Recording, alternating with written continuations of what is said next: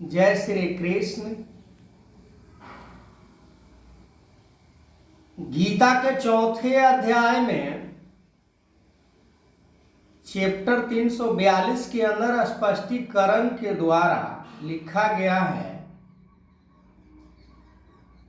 कि पापी से पापी मनुष्य भी यदि गुरु के शरण में आ जाता है और वो ज्ञान प्राप्त कर लेता है तो संसार रूपी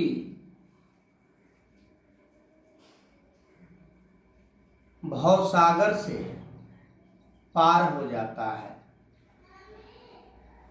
फिर उसका इस संसार में आना नहीं होता है। वो जन्म और मृत्यु से बच जाता है, पर शर्त है ज्ञान लेने से पहले जितना भी उसने पाप किया हो और ज्ञान लेने के बाद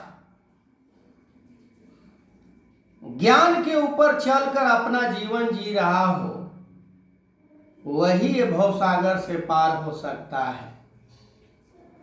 अन्यथा ज्ञान को प्राप्त कर लेने से भवसागर से पार नहीं होता है।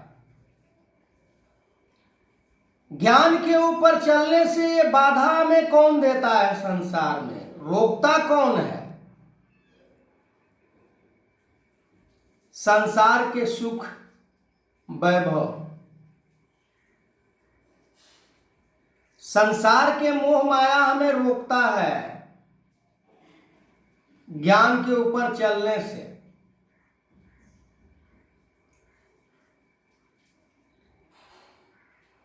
किसी जगह पर यदि 100 साल से घोर अंधेरा छाया है, वहां पर कोई दिया जला दिया जाए तो 100 साल के अंधेरे को दूर करने के लिए 100 साल तक दिया नहीं जलाना पड़ता है, तुरंत वहां उजाला हो जाता है।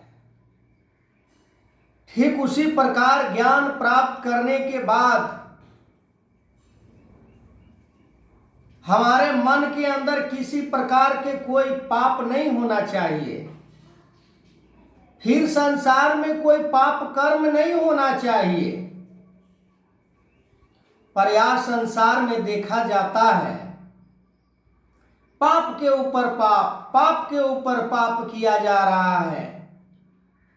केवल भौतिक सुखों के आनंद को प्राप्त करने के लिए पाप किया जा रहा है, और ऊपर से बड़े बड़े विचार, बड़े बड़े परिवचन। क्या हो जाएगा इससे? परिवचन करने से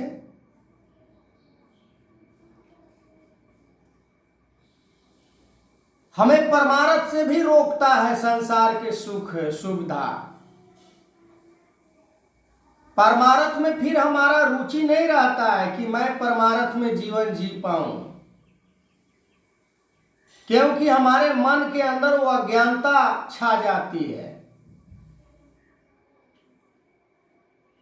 आप सोच सकते हैं, हम सोच सकते हैं कि एक हफ्ते में कितने घंटे होते हैं।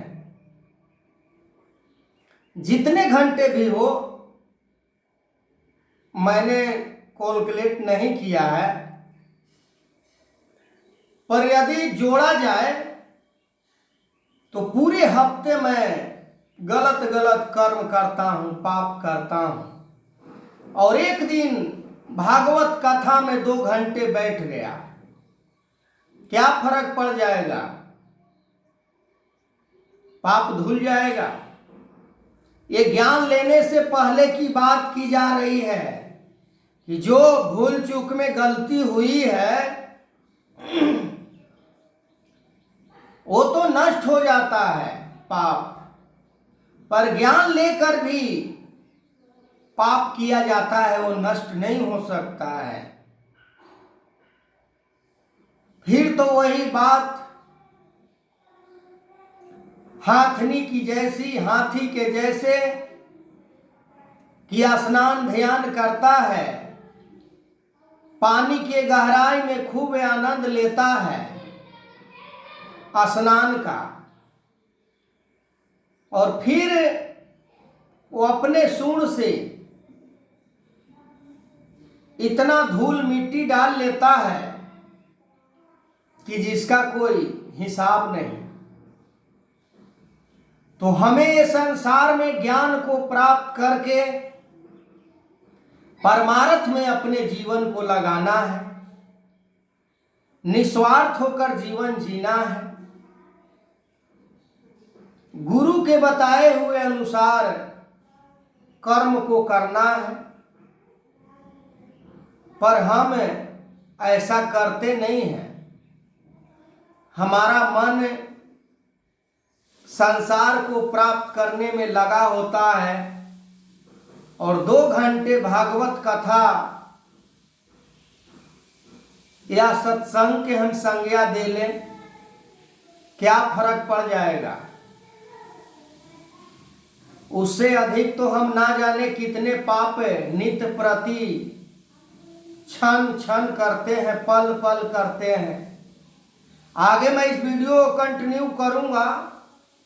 तब तक के लिए जय श्री कृष्ण।